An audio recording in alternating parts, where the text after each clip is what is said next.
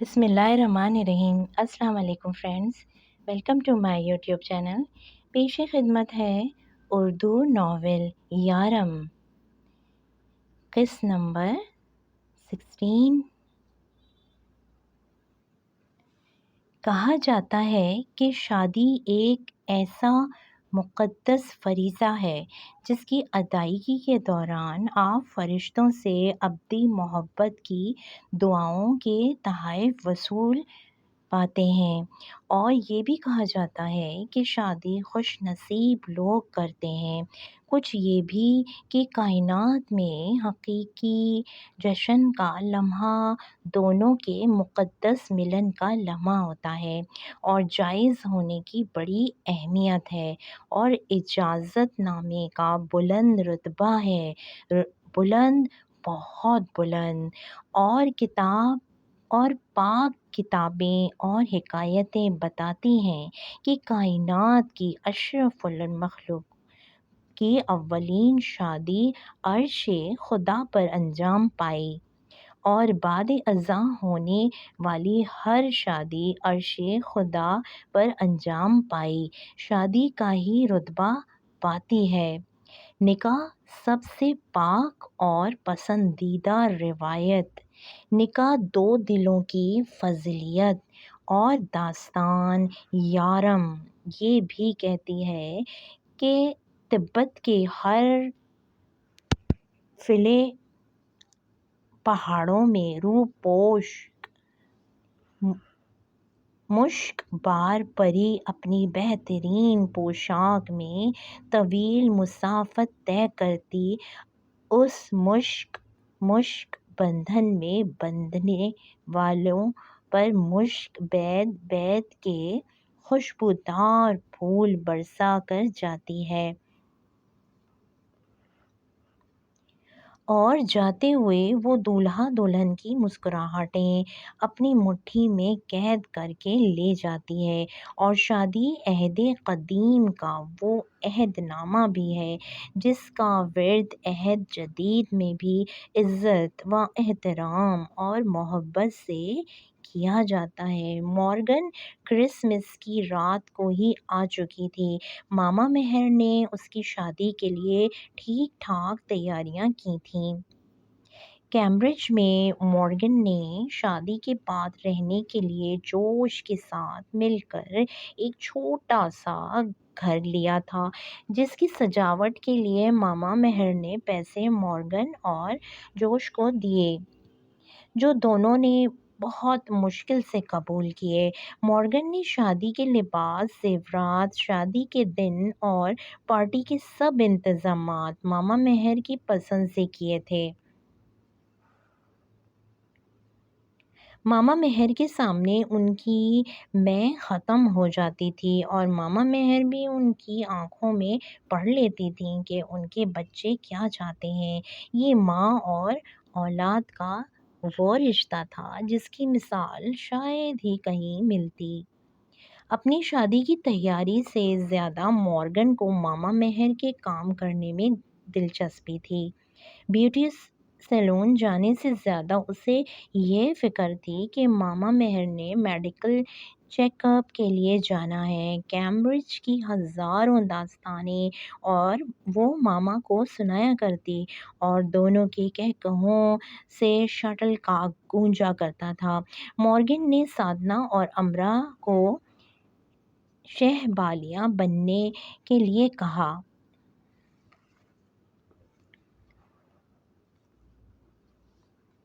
امرا، جس نے پاکستان میں قریبی شادیوں میں شرکت نہیں کی تھی، وہ مورگن کی شادی کے لیے اتنی پرجوش تھی جیسے اس کی اپنی شادی ہو۔ لیڈی مہر نے شہبالیوں کے لیے سنہری رنگ کو پسند کیا تھا۔ سادنا کی سنہری ساڑی بنوا دی گئی تھی۔ شارلٹ اور مورگن کی چند سہیلیاں جن کی آمد متوقع تھی، اور امرا کے لیے انگریزی طرز کی ٹخنوں تک لمبی فراک کا اوپری حصہ قدرے چست تھا جو نیچے آتے آتے لہریں بناتے گھیردار ہوتا چلا جاتا تھا۔ ذرا سی حرکت سے ان لہروں میں تلاطم پیدا ہو جاتا، وہ بہت بھلا لگتا تھا۔ سنہرے موتیوں سے فراق کی پشت کو سجایا گیا تھا اور لہروں میں اسے ٹانکا گیا تھا کہ جنبش پر وہ لہروں کے ساتھ جھل مل کرتے گپ چھپ ہونے لگے تھے۔ پیچھے سے فراق کا دامن زمین کو چھوتا تھا۔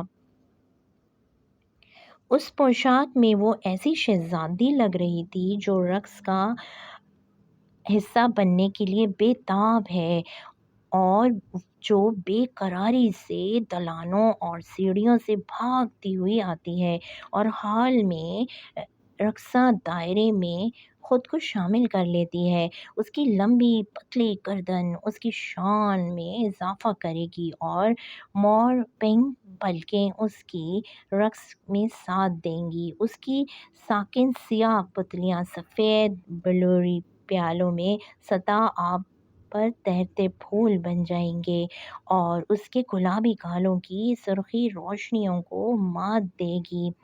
اپنے اونچے قد کو وہ گھٹنوں سے اپنی پوشاک کو اٹھا کر ذرا سا جھکائے گی اور پھر اپنی بے نیازی کو بالائے طاق رکھ کر وہ خود سے اقرار کرے گی، حسن جس سلطنت کا بازی ہے میں اس کی ملکہ ہوں۔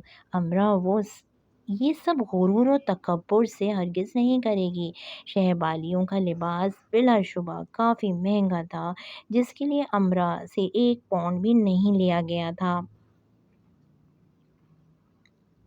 لیڈی مہر کی لاڈلی بیٹی کی شادی تھی۔ باقی جن بچوں نے شادیاں کی تھیں انہوں نے رجسٹرڈ میرج کی تھی۔ یہ پہلی شادی تھی جو لیڈی مہر کی خواہش پر اتنے اہتمام سے ہو رہی تھی۔ اگر مورگن کے پاس بھی بس میں بھی ہوتا تو شاید وہ 1 پاؤنڈ بھی اپنی شادی پر خرچ نہ کرتی۔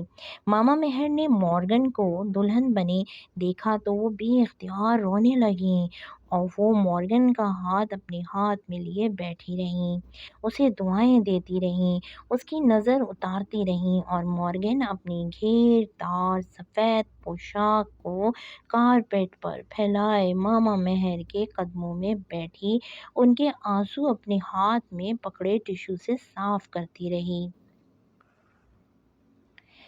گلابی پھولوں کا دستہ پکڑے کونے میں کھڑی امراء اس منظر کو دیکھ رہی تھی۔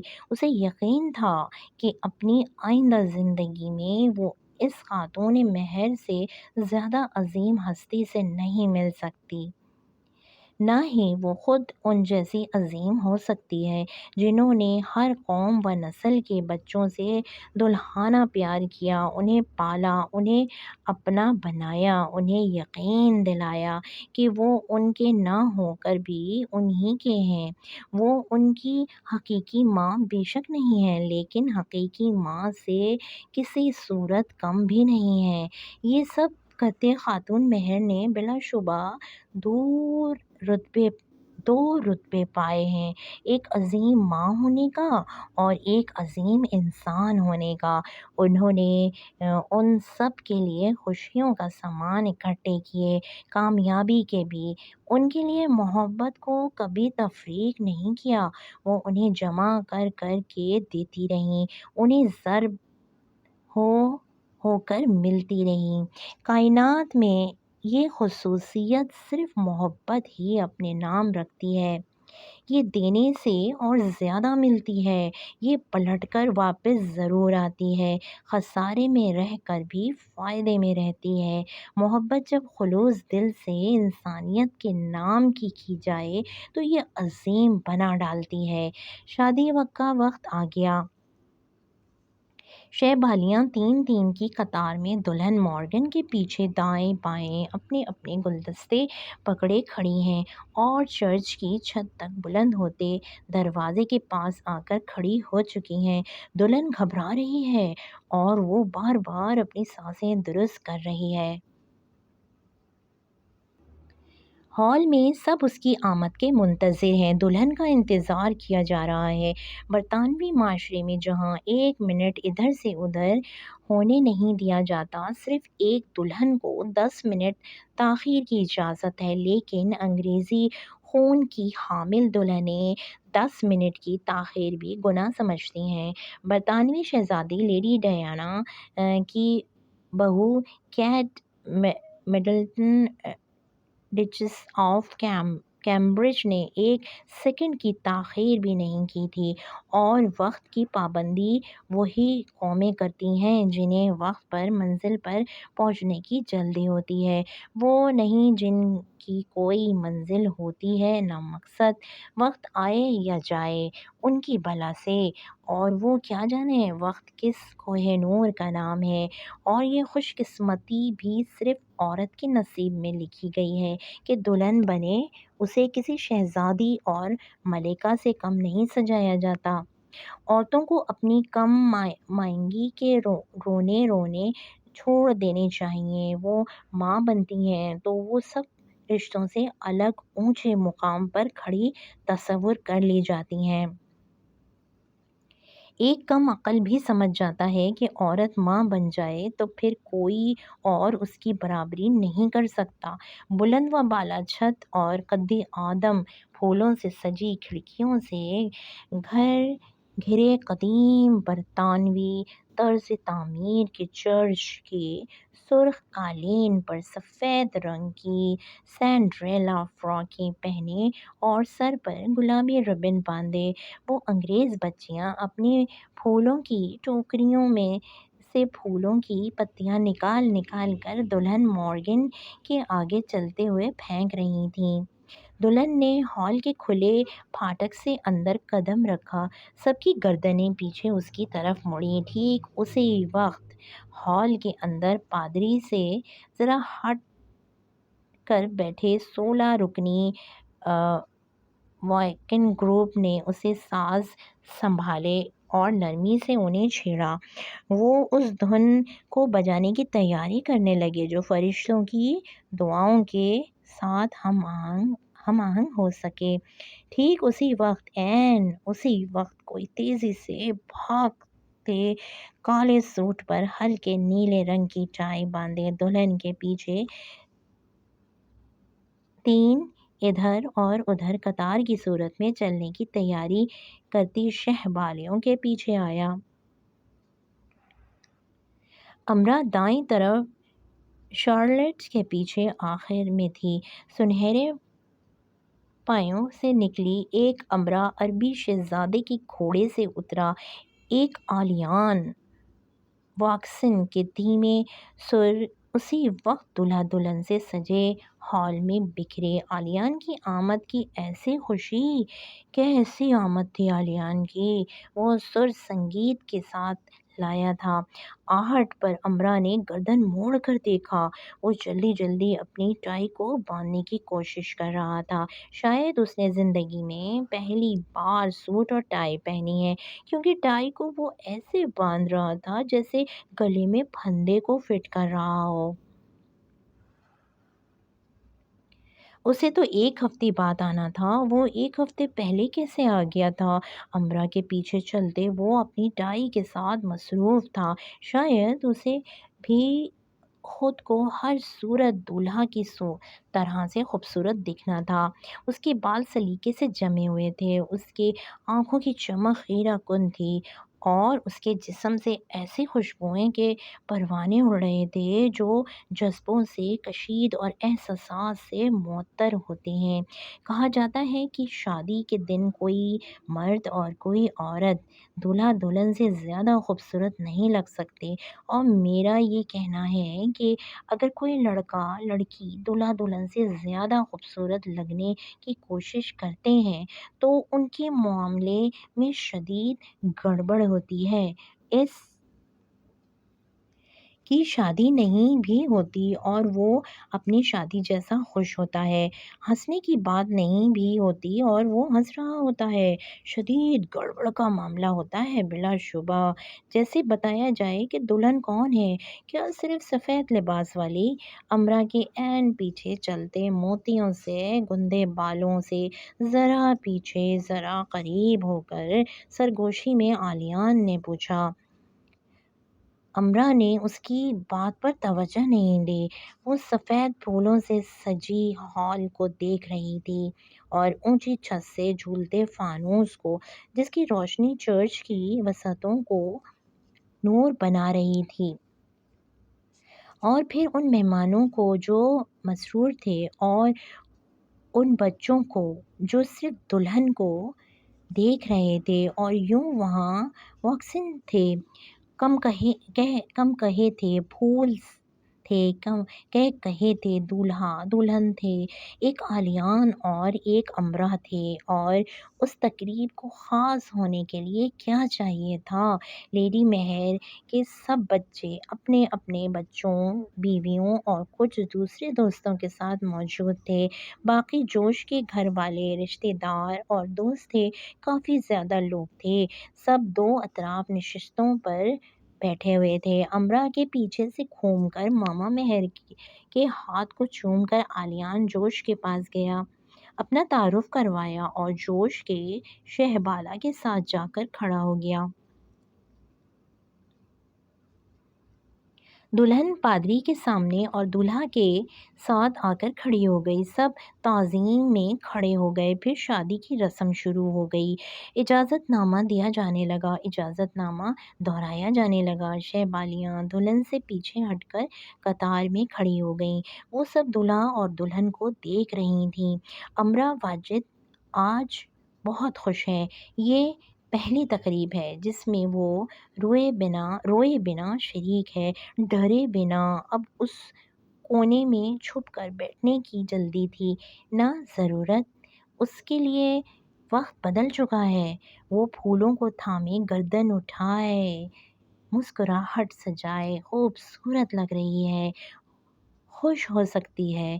وہ خوبصورت لگ رہی ہے، خوش تو وہ بلا شبہ بہت ہے۔ اس کی پوشاک میں لہریں جس گیت کی مالا بننے میں مگن ہے، وہ گیت وہ بھی چپکے چپکے سن رہی ہے۔ اس کی آنکھوں کی چمک اپنی ہی جن اداؤں پہ فدا ہے، وہ اس سے بھی باخبر ہو رہی ہے۔ جس ادائے محبوبیت سے وہ رخ بدلنے میں مگن ہے، وہ اس سے بھی انجان نہیں ہے۔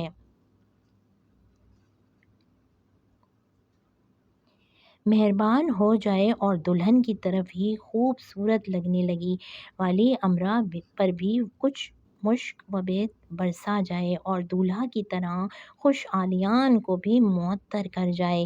لیکن اگر اس نے یہ کام نہیں کیا تو یہ کام عالیان کر رہا تھا۔ اس کی بھوری آنکھیں سنہری ہوتی جا رہی تھیں۔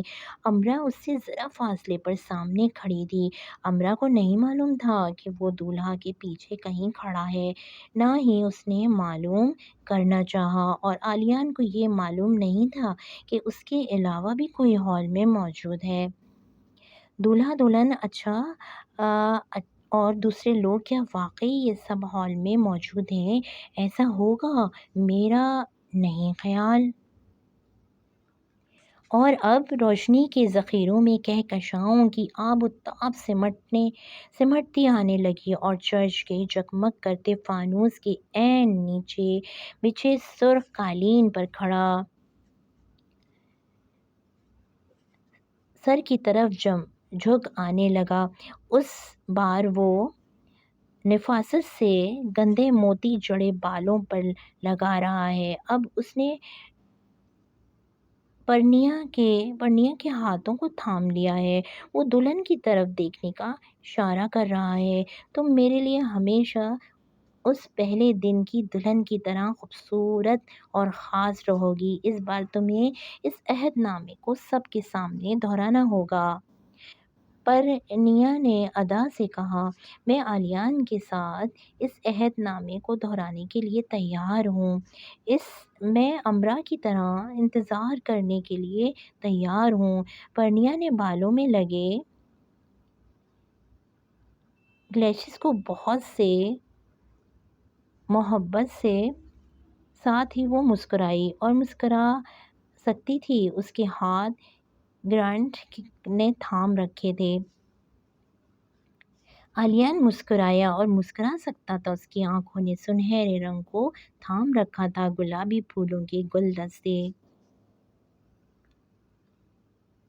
اس کی سمجھ میں نہیں آ رہا تھا کہ وہ کیا کرے، بھاگ کر جائے یا واکسن کو اپنی تھوڑی تلے لے کر دھنا دھن کر ڈالے، یا چھت کے ساتھ جھولتے فانوس کے ساتھ جھول جائے اور اعلان کرتا پھرے، یا کئی سو پھولوں کے گلدستوں کو اپنی باہوں میں بھر کر سنہری پوشاک کے قدموں تلے ڈھیر کر دے۔ اور یہ بھی کم تھا، یہ سب بھی کم تھا۔ سب کم ہی ہوتا ہے، سب کم ہی لگتا ہے۔ محبت اس عروج کا جذبہ ہے کہ سب کم ہی لگتا ہے۔ اس کے سب دوست اس کے لیے کوئی نہ کوئی تحفہ لے کر آئے تھے۔ وہ خوش تھی کہ سب نے اسے یاد رکھا تھا، لیکن وہ کسی کو بھی یہ بتا نہ سکی کہ اس نے سب کو کتنا یاد کیا تھا۔ ان کے جانے کے بعد اس کا کیا حال ہوا تھا، وہ واپس آ چکا ہو۔ مجھے نظر آ رہا ہے مورگن کی شادی کے بعد یہ ان کی پہلی ملاقات تھی۔ تو چلیے پھر وہ سویڈن کا پانی پی کر پہلے سے زیادہ خوبصورت ہو کر آیا تھا۔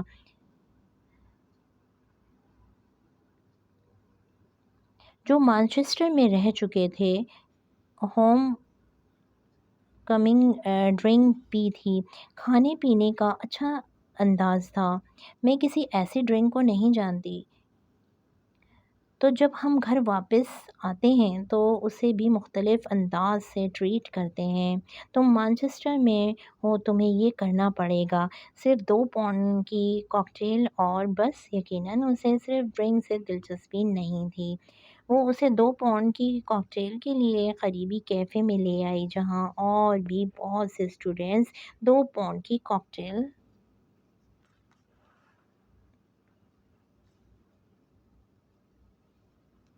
پی رہے تھے۔ نئے سال کے لیے کیا عہد و پیمان کیے ہیں تم نے؟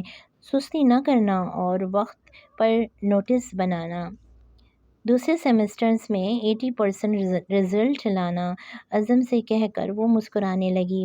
وہ ہنسنے لگا۔ پھر امرا نے تو کوئی لطیفہ نہیں سنایا تھا۔ اب تم ہنسے کیوں؟ کیونکہ تحقیق کہتی ہے کہ 60% سے زیادہ لوگ سال کے پہلے ہی ہفتے خود سے کئی عہد کو بھلا دیتے ہیں، اور باقی کے 40% سے زیادہ افراد یہ کام 6 ماہ کے اندر کر گزرتے ہیں۔ میں ان 60% میں سے ہوں، نہ ہی 40% میں سے۔ اس نے عزم سے کہا، مجھے فخر ہے کہ تم پر۔ اس نے اسے چڑھایا۔ 2 پاؤنڈ کی ڈرنک وہ آہستہ آہستہ پی رہا تھا کہ وہ ختم نہ ہو جائے۔ تم دیکھ لینا، میں شاندار کامیابی حاصل کروں گا۔ اس نے گردن اکڑا کر بولا، میں ضرور دیکھنا چاہوں گا سویڈن کا پانی۔ اسے بری طرح سے راز آیا تھا۔ تم مجھے چیلنج دے رہے ہو؟ میں تمہیں چیلنج دے رہا ہوں۔ مشکل ہے اگر میں جیت گئی؟ بولو پھر۔ ناممکن ہے۔ دونوں شانے نہ میں ہلائے۔ تو جو تم کہو گی میں وہ کروں گا۔ وہ گلے میں پھندا ڈال کر چھت سے لٹک جانا ہی کیوں نہ ہو۔ اوہو، اتنا نالائق سمجھتا تھا وہ امرا کو۔ ٹھیک ہے، پھر 1.5 سال بعد ملتے ہیں۔ اسی میز پر تیار رہنا پھندا ڈالنے کے لیے۔ مطلب تم 1.5 سال تک مجھ سے ملو گی نہیں؟ میں چیلنج واپس لیتا ہوں۔ اوف، مطلب اس معاملے کو ہم 1.5 سال بعد دیکھیں گے۔ ٹھیک ہے۔ وہ مسکرانے لگا، چڑچڑانے والی مسکراہٹ۔ یہ انگریز خود کو سمجھتے کیا ہیں؟ سمجھتے ہیں سب یہی کر سکتے ہیں، ہم کچھ کر ہی نہیں سکتے؟ سب کر سکتے ہیں ہم۔ خیر، امرا دیکھ لے گی اس انگریز کو اب۔ یونیورسٹی پھر سے آباد ہو چکی تھی۔ 17 جنوری سے امتحانات شروع تھے۔ سب دن رات پڑھنے میں مصروف ہو چکے تھے۔ تو ابھی امتحانات میں ایک ہفتہ تھا کہ جنوری کی برف باری میں ایران کا محسن رسولی اور مصر کا موسیٰ فٹ بال کھیلنا چاہتے تھے۔ امتحان تو پھر آ جائیں گے، بلکہ سال میں دوبارہ، لیکن ایسی غضب کی 100 سالہ ریکارڈ توڑتی برف بارش شاید پھر نہ آئے۔ ایرانی اور مصری یقیناً سوتے میں بھی خود کو فٹ بال کھیلتے پاتے ہوں گے، اور اپنی زندگی کے خاص دن شادی پر بھی فٹ بال کھیلنے کے بلاوے کو منع نہیں کرتے ہوں گے۔ تم بھی میرے ساتھ کھیلو گی؟ ویرا نے کہا۔ امرا ہنستے ہنستے بے حال ہو گئی۔ کیا مصیبت آ گئی ہے تمہاری جان پر؟ ویرا نے گھونسا مار کر اس کے کمر پر کہا۔ میں نے کبھی موبائل پر فٹ بال گیم نہیں کھیلی۔ تم مجھے برف پر خونخوار کھلاڑیوں کے ساتھ کھیلنے کو کہہ رہی ہو؟ یعنی میری موت برف پر واقع ہوئے گی؟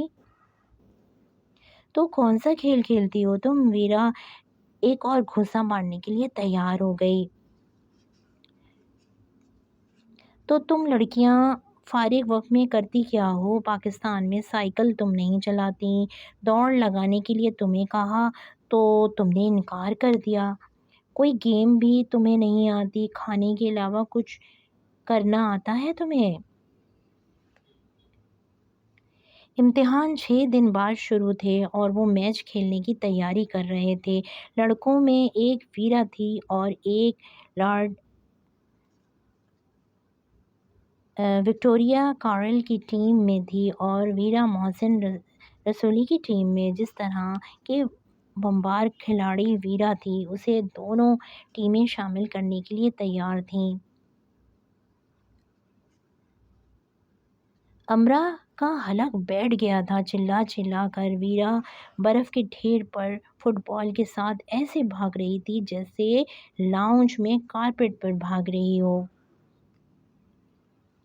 اس کے چہرے پر ایسے تاثرات تھے کہ وہ برف میں خود کو دفن کر لے، لیکن ہارے گی نہیں۔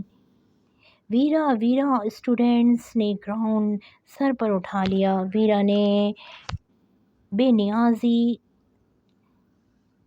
کی چھپی رسمی کے لیے اسٹوڈنٹ کو دیکھ کر ہاتھ لہرایا۔ محسن رسولی کی ٹیم فٹ بال لیے اڑی جاتی تھی۔ ویرا برف کی پیداوار تھی، اسے برف پر ہرانا مشکل تھا۔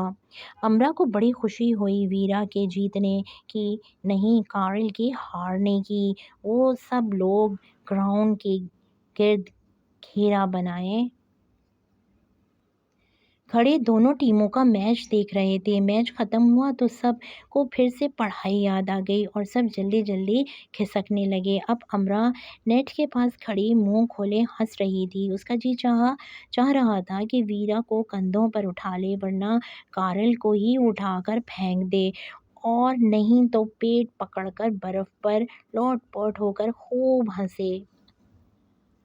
تمہیں بڑی ہنسی آ رہی ہے؟ وہ دونوں ہاتھ سینے پر باندھ کر اس کے سامنے آ کر کھڑا ہو گیا۔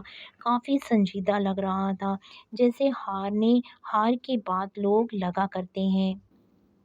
وہ چند قدم آگے بڑھا۔ امرا ویرا کی طرف جانے ہی لگی تھی، اس کا دھیان کارل کی طرف نہیں تھا۔ کارل نے ایک دم سے پلٹ کر پوری قوت سے اس کے سر پر ہاتھ میں پکڑے فٹ بال کو دے مارا۔ امرا توازن قائم نہ رکھ سکی اور گر گئی۔ جیسے ہی وہ گری، کارل نے تیزی سے اس کے سر پر جمی سرخ اونی ٹوپی کو کھینچ کر اس کی ناک تک گھسیٹ دیا۔ جی، ناک تک!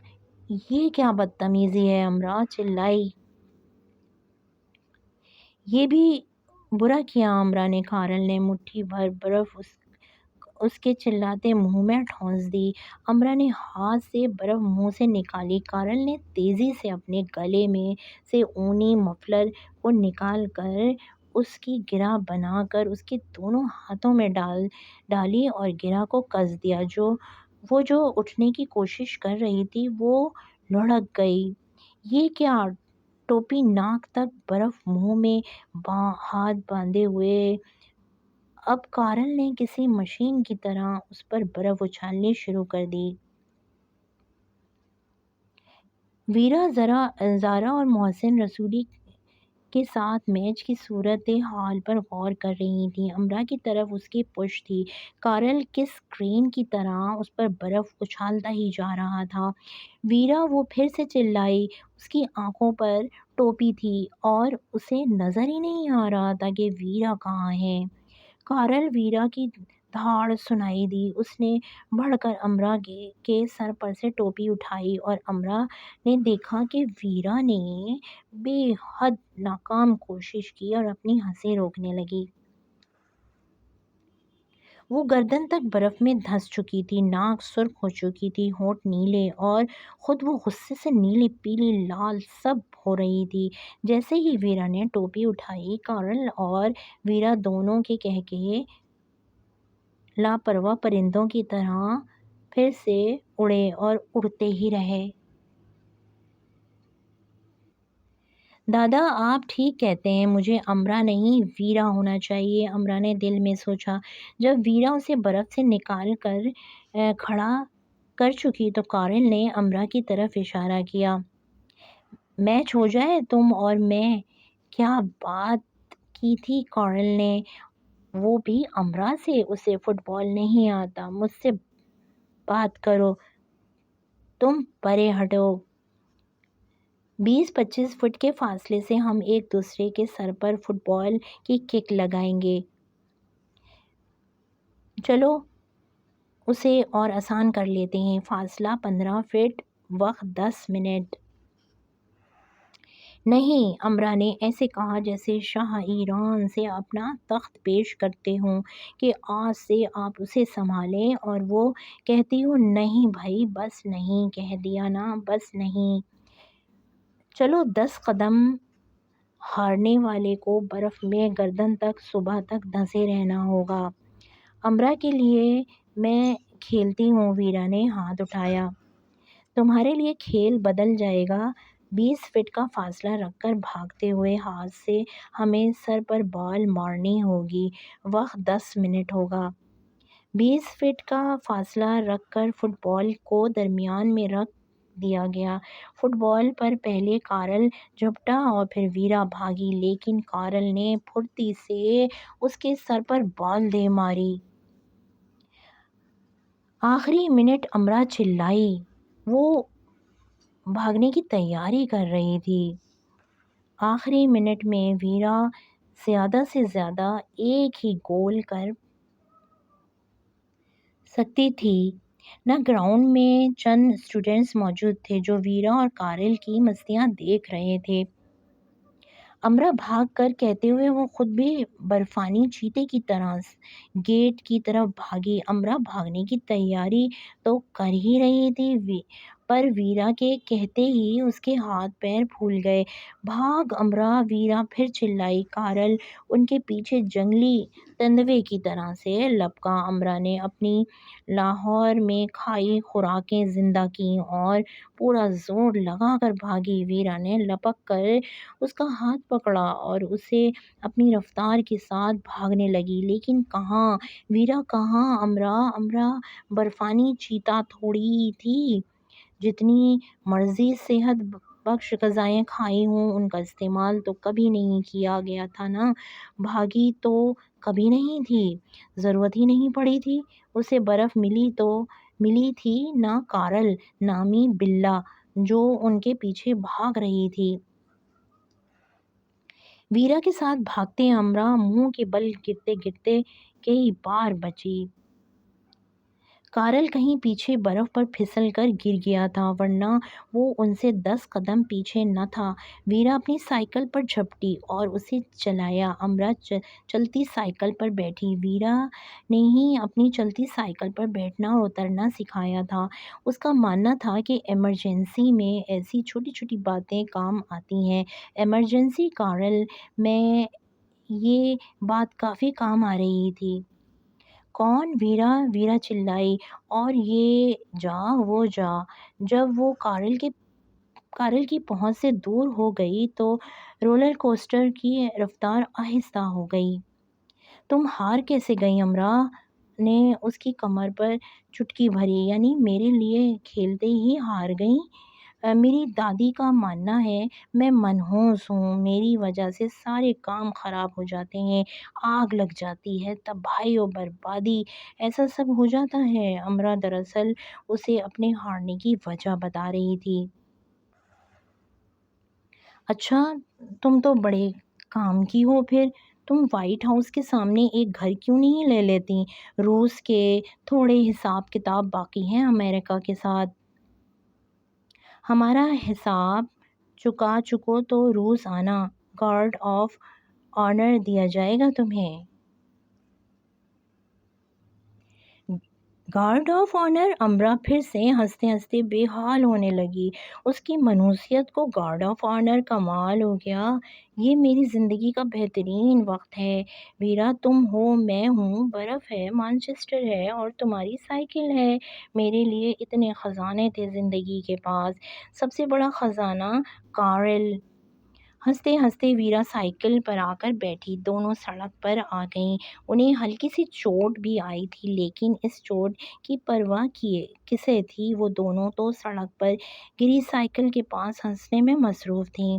امرا کو بڑی خوشی ہوئی کہ کارل کو منحوس ثابت کر کے اس نے جیسے اپنی منحوس ہونے کا بدلہ کارل سے لیا، اور اپنی ساری روشن خیالی کے باوجود وہ دادی کی طرح پورا زور لگا کر کارل کو منحوس ثابت کرنے کے لیے بھی تیار تھی، بلکہ اس کام کے لیے پارٹ ٹائم کرنے کے لیے بھی تیار تھی۔ ساری یونیورسٹی امرا کے خاندان کی طرح جب اسے منحوس منحوس کہا کرے گی تو امرا کے اندر ٹھنڈک ہی ٹھنڈک پھیل جایا کرے گی۔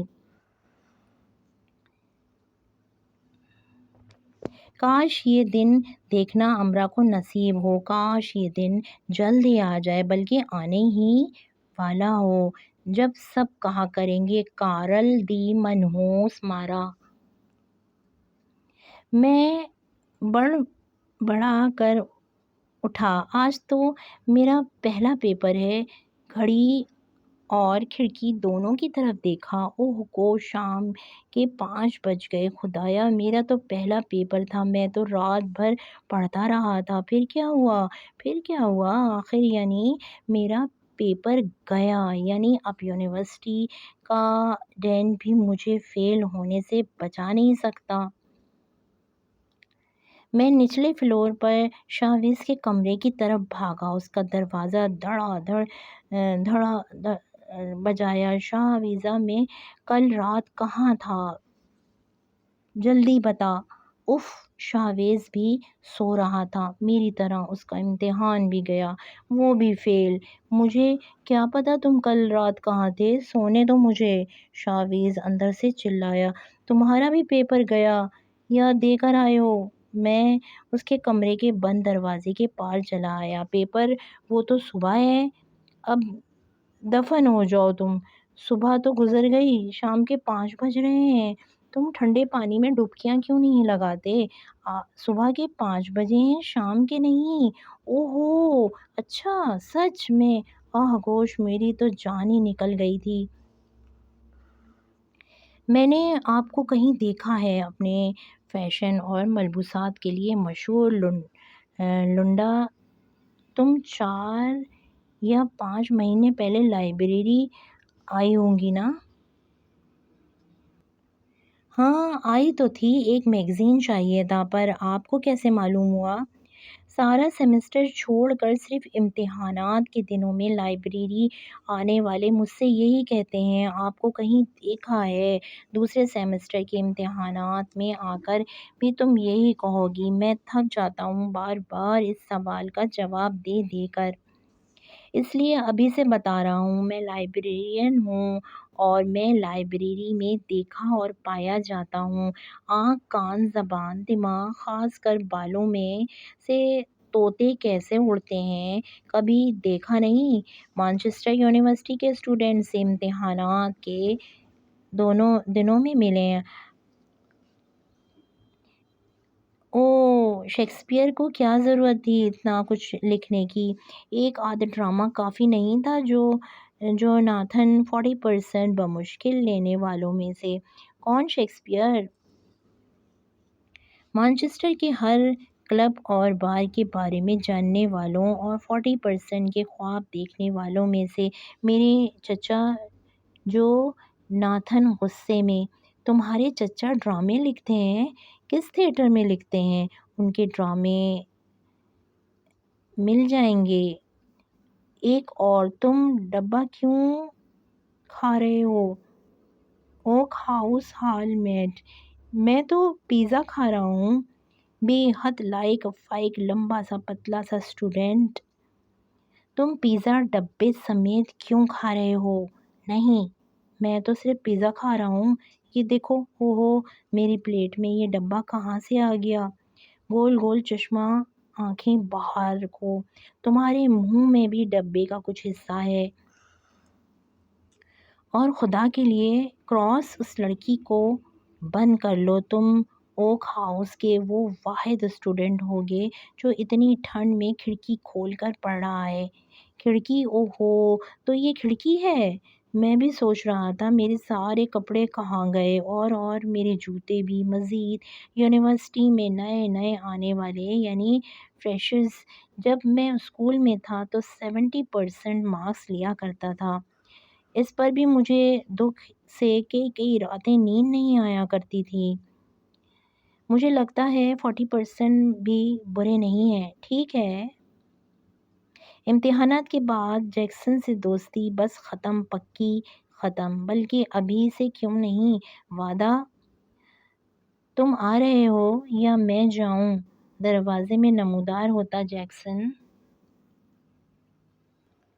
بس 5 منٹ، بس ابھی آیا، لیکن پہلے سے ہی بتا رہا ہوں 1 گھنٹے سے زیادہ ہم باہر نہیں رہیں گے۔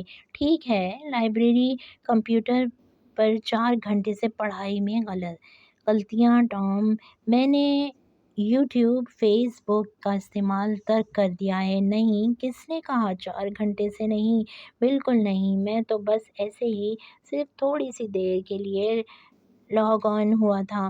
سوچا شاید ماما آن لائن ہوں۔ ہاں، پہلے ان کا فیس بک اکاؤنٹ نہیں تھا، میرے ہی کہنے پر انہوں نے کل ہی بنایا ہے۔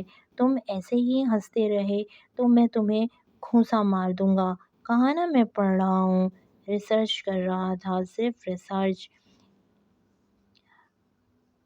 میں ماریا ہوں۔ جینا ماریا نہ، ہارنا مانتے ہوئے، سر کھجاتے ہوئے، ماریا ایڈم دونوں ہونٹوں کو بگاڑتے ہوئے۔ ہاں، وہی جو میگ لائن میں آتی ہے۔ ہاں، مطلب میں کہاں جا رہا ہوں؟ میں پڑھنے لائبریری جا رہا ہوں سارا۔ میرا مطلب تم کون ہو؟ کیا نام ہے تمہارا؟ میں کون ہوں؟ کیا نام ہے میرا؟ جاتے ہوئے تمہیں تو لائبریری جانا تھا نا؟ ماریا پیچھے سے چلائی۔ تم تو یونیورسٹی سے باہر کی سمت جا رہے ہو۔ اسی 80% پرچے، اسی ایک لیکچر باب سوال پر کیوں مشتمل ہوتے ہیں جو ہم مس کر چکے ہوتے ہیں؟ فیل ہونے کی بڑی وجہ کیا ہے؟ میرا خیال ہے یہ امتحانات ہیں۔ آپ کا کیا خیال ہے؟ اسٹوڈنٹس اپنے تعلیمی دور میں معجزات پر بہت یقین رکھتے ہیں اور ان کے رونما ہونے کی دعائیں بھی کرتے ہیں۔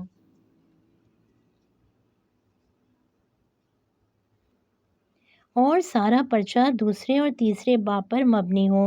چلو فرض کیا اگر چھٹے باب سے کچھ آیا ہی گیا تو 80% دوسرے اور تیسرے۔ بس یہی سب معجزاتی دعائیں، معجزاتی۔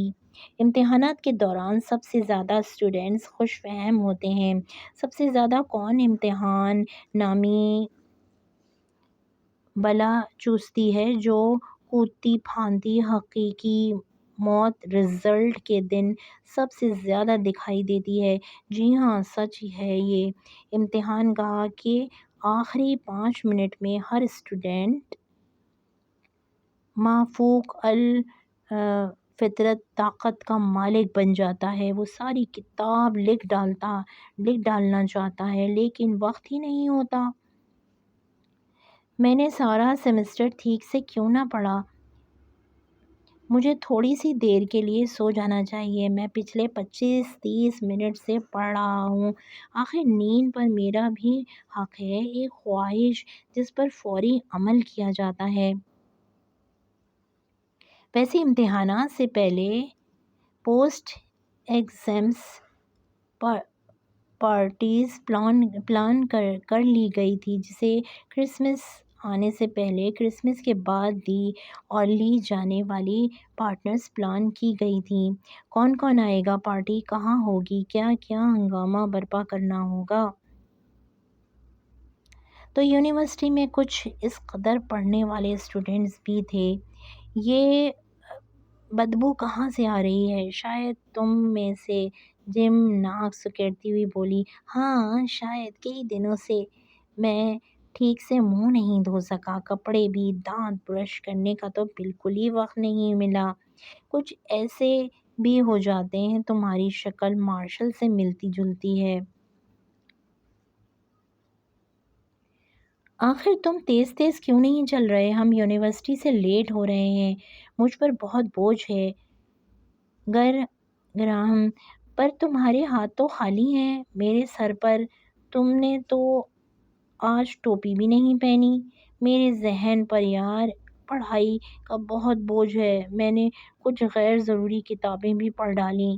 تمہیں یاد ہے نا، یہ صرف کچھ جھلکیاں ہیں امتحانات کے دنوں کی، اور ظاہر ہے اسٹوڈنٹ دنیا کے کسی بھی خطے سے تعلق رکھتا ہو، کم و بیش ایک سی حالت سے گزرتا ہے، ایک جیسے احساسات کا مالک ہوتا ہے۔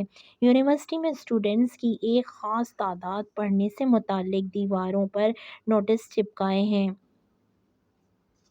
اسٹوڈنٹس کے ٹیبل پر رکھا نظر آنے لگتا ہے۔ ایگزام سے متعلق اقوال دیواروں پر چپکا دیے جاتے ہیں۔ آئینے میں اپنی ہی شکل دیکھ کر ڈرا جاتا ہے، اور رات کو چنی منی سی نیند بھی کتابیں آ کر ڈراتی ہیں۔ تو وہ وقت آ چکا ہے جو نیندیں تو بلا شبہ بھگائے گا ہی، ساتھ پھوپھیاں بھی یاد کروا دے گا۔ یہ وہی دن ہوتے ہیں نا جب لگنے لگتا ہے کہ ایگزام سیزن زندگی سے کبھی جائے گا ہی نہیں، زندگی کبھی معمول پر آئے گی ہی نہیں۔ اوف، کبھی اتنے فارغ رہے ہیں ہم پرنٹ ورک میں بڑی بڑی میزوں پر گراؤنڈ میں آگ جلا کر اس کے گرد رات بھر بیٹھے رہنے والے، اتنے فارغ، کیا یہ سب ہوتا رہا ہے؟ سچ پروفیسر اسٹوڈنٹس کو دیکھ کر زیر لب مسکرا دیتے، جیسے کہتے ہوں اب چڑھے گا اصل فلو۔ لائبریری اسٹاف جن بھوت بن جاتے کہ اصل امتحان تو اسٹوڈنٹس ان کے لینے والے ہیں، جو نہیں بھی موجود ہوگا وہ بھی مانگا جائے گا۔ اگر ساری مانچسٹر یونی کو ایک دلہن مان لیا جائے تو ماتھے کا جھومر قرار پائے، چار اطراف شیشے سے سجی، شیشے سے بنی 5 اسٹار ہوٹل کی طرح سے چمکتی دمکتی گھر کے ماحول سے کہیں بڑھ کر آرام دہ اور پرسکون، نرم گرم۔ اسٹوڈنٹس اپنی مرضی سے اپنی تعلیم کے مطابق کامن روم کا انتخاب کر سکتے ہیں۔ ہال میں بھی پڑھا جا سکتا ہے، جہاں کئی دوسرے اسٹوڈنٹس پڑھنے میں مصروف ہوتے ہیں۔ گروپ میں بھی الگ سے گروپ، 2-2 4 کے گروپ میں بھی یہاں ہر طرح کی سہولت موجود ہے۔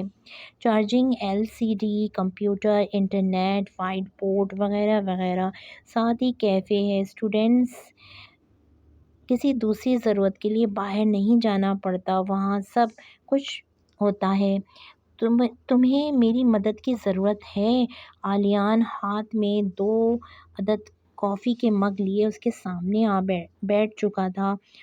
وہ اوپن ہال میں اکیلی بیٹھی پڑھ رہی تھی۔ اسے ضرورت پڑتی تھی تو وہ اپنی کسی کلاس فیلو سے مدد لینے چلی جاتی تھی۔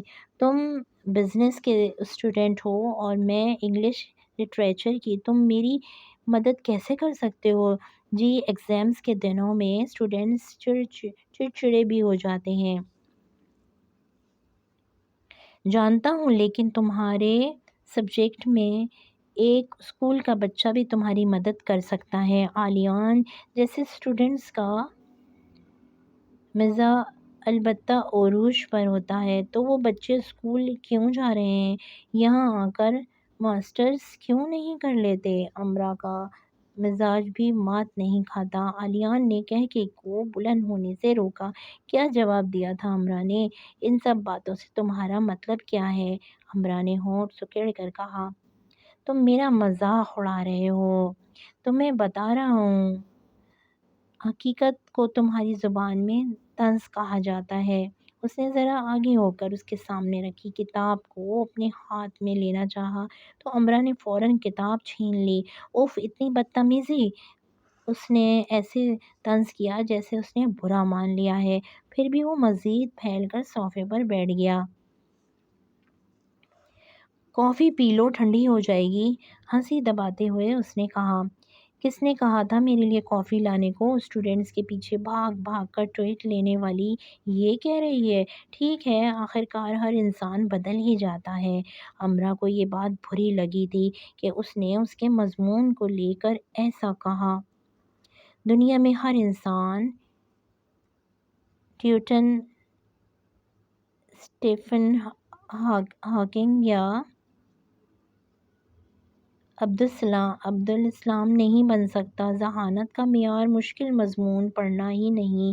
اگر ہر لڑکی مادام کیوری جیسی نہیں بنتی تو اس کا مطلب یہ نہیں ہے کہ وہ کن ذہن ہے۔ مجھے الہام ہوا تھا۔ وہ اس کے دبے دبے غصیلے انداز کو جیسے چپکے چپکے دیکھنے لگا۔ باہر برف باری شروع ہو چکی تھی۔ دونوں قد آدم شیشے کی کھڑکی کے پاس بیٹھے ہوئے تھے۔ برف باری ہو رہی ہے امرا، دیکھو۔ اس کا مقصد صرف اس کا غصہ کم کرنا تھا، لیکن اگلی بات کر کے اس نے غلطی کی۔ تم تو شاید پہلی بار دیکھ رہی ہوں گی۔ اس نے کھڑکی سے باہر آسمان سے اترتے سفید جگنوں کی طرف اشارہ کرتے ہوئے پوچھا۔ امرا کا غصہ ایک دم سے بڑھ گیا۔ کیوں؟ میں کیوں پہلی بار دیکھ رہی ہوں؟ کیونکہ لاہور میں برف باری نہیں ہوتی نا۔ اس نے سچ بولا۔ غلط کیا؟ ہر جگہ سچ کو خیر مقدم نہیں کیا جاتا۔ کیوں نہیں ہوتی؟ ہمارے پاکستان میں سب ہے۔ سب؟ اس نے ایسے شانے لہرائے جیسے کہتی ہو برف باری بھی۔ وہ تھوڑی کھجانے لگا۔ پھر اس نے ہاتھ تھوڑی تلے ہی نکال لیا۔ کرسمس نائٹ پر لارڈ میئر اپنی پسندیدہ فلم دیکھتے ہوئے اپنے کہکہے کو گلا دباتے ہوئے یونیورسٹی کی یادداشتیں .com۔ ہاں بالکل، شان سے اترا کر کہا۔ لاہور میں برف باری ہوتی ہے امرا؟ اچھا، کب کب؟ جب یہاں ہوتی ہے۔ امرا کے اندر کو نظر اتاری جانی چاہیے تھی۔ اچھا، اور کیا کیا ہوتا ہے لاہور میں؟ سب، جو یہاں بھی نہیں ہے۔ سب ہے وہاں، جی ہاں۔ پھول پودے، اسکول، کالج، یونیورسٹیاں، عجائب گھر، بڑے بڑے بازار، شاپنگ سینٹر، ہوٹلز، سب کچھ ہے وہاں۔ سبھی کچھ تو ہے۔ وہ اتنی دلچسپی سے اس کو دیکھ رہا تھا جیسے چھوٹے بڑے سب نام بتا دیے ہوں۔ تم نے کیا سمجھ رکھا ہے ہمیں؟ وہ چونکا، کیونکہ اس کا یہ انداز کچھ ایسا تھا جیسے عدالت میں جج کا ہوتا ہے۔ لاہور میں سب نہیں ہے امرا، سب کچھ تو مانچسٹر میں ہے۔ مسکراہٹوں میں سب سے پیاری مسکراہٹ سجا کر عالیان نے کہا۔ ہاں تم تو یہی کہو گے نا، امرا نے بروں میں سب سے بری طرح منہ بنا کر کہا۔ میں ہی تو کہوں گا، لاہور خالی ہو چکا ہے، اس کے پاس سب نہیں ہے۔ تم تو یہاں بیٹھی ہو، اس کے پاس سب کیسے ہو سکتا ہے؟ اس کا سب تو اب مانچسٹر میں آ چکا ہے۔ کھڑکی کے باہر گرتے برف کے گالوں نے اتنی پیاری بات پر تالیاں بجائیں، وہ سفید سے نیلے پیلے ہرے ہو گئے اور امرا خاموش ہو گئی اور کتاب پڑھنے کی کوشش کرنے لگی۔ ویسے یہ دیکھو، اس نے اپنا موبائل امرا کے آگے کیا، جہاں لاہور کے موسم کی 60 سالہ تاریخ موجود تھی۔ لاہور میں برف باری نہیں ہوتی کہہ کر اس نے بلند کہکا لگایا۔ اس بار اس نے آواز دھیمی رکھنے کی کوئی کوشش نہیں کی تھی۔ ادھر ادھر بیٹھے اسٹوڈنٹس نے اس کی طرف دیکھا کہ اتنے دباؤ میں بھی کون ایسے دل سے ہنس رہا ہے۔ عالیان اور کون ہوتی ہے؟ وہ اپنی بات پر قائم رہی۔ سندری امرا لاہور کی پتنگیں اور گپیوں کو نہ ختم ہونے والی ڈوریں، لاہور کی تاریخ کے باب، رنگیلے لوگوں۔ عالیان نے کسی قدر حیرت سے اسے دیکھا، اور یہ سب اس نے موبائل پر نظر آنے والے کالم کی طرف اشارہ کیا جو لاہور کے موسم کے بارے میں تھا۔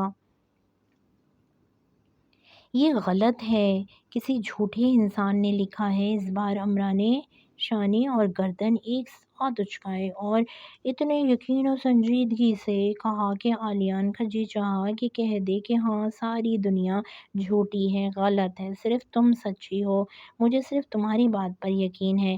لیڈی مہر کی طرح تھوڑی تلے ہاتھ رکھ کر وہ اپنی ممکنہ مسکراہٹ روکنے لگا۔ دونوں کے درمیان کچھ دیر خاموشی رہی۔